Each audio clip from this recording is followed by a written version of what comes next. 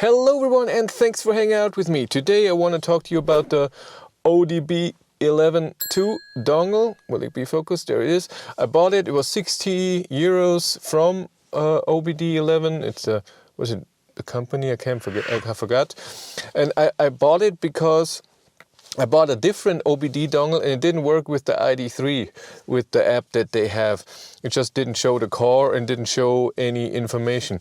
And this should do it because OBD 11 is famous for supporting Volkswagen and other cars of their brand like Skoda or Audi and stuff. So I bought this. What's important is that OBD 11, I got to know that later, does not support other apps, so you're stuck with so you can only use the OBD 11 software that comes with the dongle.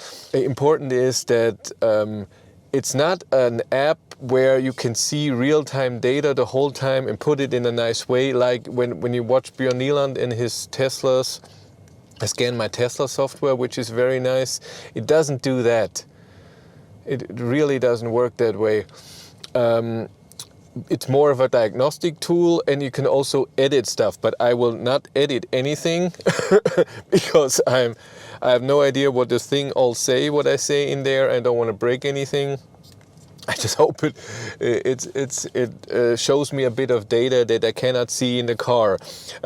You plug this dongle in down there, here on the left of your steering wheel, and in the bottom, and it's a nice color that you can see where you plug it in. And I do that now, and I will go through the software. You have to connect, of course, with your phone, and then let's see what it does. So I edit my car, then I connect, and it takes so long to get a connection. It just does this for a minute, and then it says you to try again or do something else, and you have to try again and click on the car, tap on the car, and then it works at some point. It's really not very nicely how long this takes. Still doing it. Now we're in, I can see the voltage, 14.6 volts of the 12-volt battery. Yeah, the faulty control, that was me. I started scanning, but I didn't want to. And when you go in here, you can see all of your control units, and you can go in there and then see live data. You can, of course, select something and change, but I'm not going to do that. Why does it take so long? Is it the car or is it the app? I don't know. I haven't used it on a different car yet, and I don't think I will. Come on. Yeah, so you have engine, brakes, air conditioning, central electrics, adaptive cruise control, airbag, steering column, gateway, brake boost, steering column, lock, driver door, steering assistant, drive motor, passenger door, multimedia, rear view camera, telematics, parking assistant, dashboard display, battery energy module, driver assistant, start system interface, exterior noise, battery charger, an LED module left and right. But let's start with, oh God, I did it again. So first thing I want to go is to air conditioning, heating, and show you a few things. And what you do is you go in here, and then you can, like I said, you can do a lot of stuff. I'm not doing that. I'm just going to live data. So you can see there are millions of things here, and let's go and just look at it. And I don't know what voltage terminal 30 is. I can see my odometer. I'm at 12,471 because I can see it in the car, the date, time, and everything. Then here it shows dynamic power for heating and cooling. And here it is consumption for heating and cooling of the interior. Watt seconds. Okay. Yeah, I doubt that the refrigerant temperature is 369.4 degrees. But let's see some compressor speed, refrigerant pressure, then outside air temperature 0.5 to 1 degrees, and it says it in here too. Left front vent, that's interesting. You can see that the left front amp, the air that goes out there is 48 degrees. And if I turn the heat down, let's go to 18, this should decrease. Yeah, 47, 46, it works. That's nice. So it really works. That's good. Temperature of the evaporator, interior temperature. I told you that in a different video, the sensor is right under the middle air vents in the Id.3. There's a little small thing, and I know that it works because right now it says 29.6 degrees, and now I put my finger on it. That of course warm. Let's see if it changes. Yeah, 29.8. 30. So my finger warmed up the temperature sensor and it shouldn't take any heat. I don't know what all of this stuff is. Blower current, you can see that if I change the fan to high, it will go up 2.5 amp. And if I decrease, it's only 1 amp, so this works. And clean air. That's just so much. Then the right seat, we don't have a rear seat heaters, but here we come to the, where are they? Left front heated seats.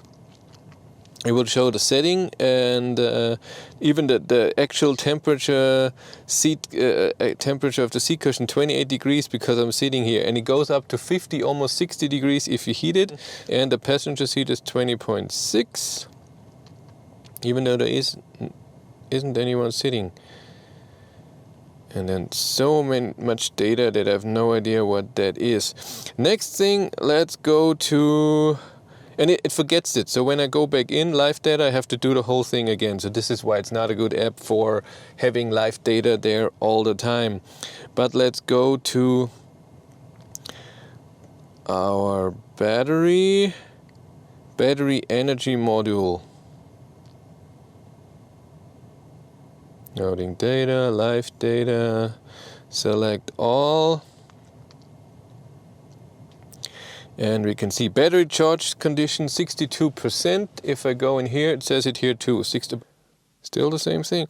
Then unlearned counter, whatever it is, my odometer again. Still 62.4, and here it still says 62%. So that works. Let's go through some other stuff. Yeah, current PTC heater. Temperature and control mode 11 degrees, and now temperature 1 and 2, 13 degrees. I think that's the battery. Our voltage is 416 volts.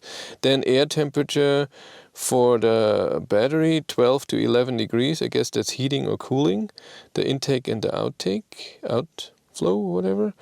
Highest measured temperature 14.1 degrees, lowest 12, sensor 2, because there will be many sensors of the battery. Limit for charge current, so 97.6 amp is your limit. Limit of discharge current is 660 amp. There should be our amps we are charging right now. You're at 63.27. Ooh, that's more accurate. Maximum charge level. Then counter for amp hour charge.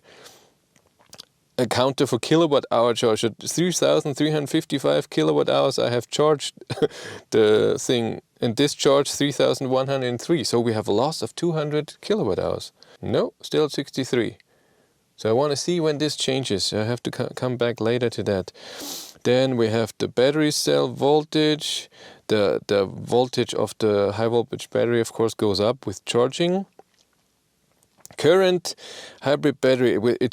So current 2. So which one is it? 24 amp? Yeah. So 24 amps times 417 volts should not be more than 11 kilowatt. I hope that's true. Is that true? I have to calculate. And then the voltage of each cells, it's like 100 different voltages. And then temperature sensors, also many. Battery temperature 12 degrees. And then what else can we see? Again, my odometer. It's more now. Wasn't it 477 before? That would be weird. Again, more temperature sensors. Whatever that is, I have no idea. No, still 63 here. Let's wait till it goes down to 64. Now it's 64 here. The display 64 had 63.6, and in where was our 64.2, 63 minimum. It's hard to say what it does. Charging socket temperature sensor 30 degrees. Are you telling me the socket is 30 degrees? It's 2.5 degrees out there. Coolant temperature 23. Number of lockings 2,730. Of course there's stuff for the motor if you're driving. But I'm not going to drive and look at this and talk about it. But it shows you the RPM of the motor. Front axle maximum mechanical power 172 kilowatt. Front axle. Rear axle 146.4 kilowatt. That's the maximum power. Yeah, but you know, there's a lot of stuff you can do here if you're interested in that and getting in there. I'm not doing too much. I just wanted to see a few data points. I bought a different dongle that I want to use with EV Notify because he's working on implementing the Id.3 and had a bit of success, and I want to see then and then have a bit of live data, battery temperature and stuff like this, state of charge and charging speed and stuff like that. So I hope he will get that working. That would be very interesting, but it doesn't work with the OBD 11 II here. This only works with this app. But that's it for me. Thank you much for watching. Have a great day and take care. Bye.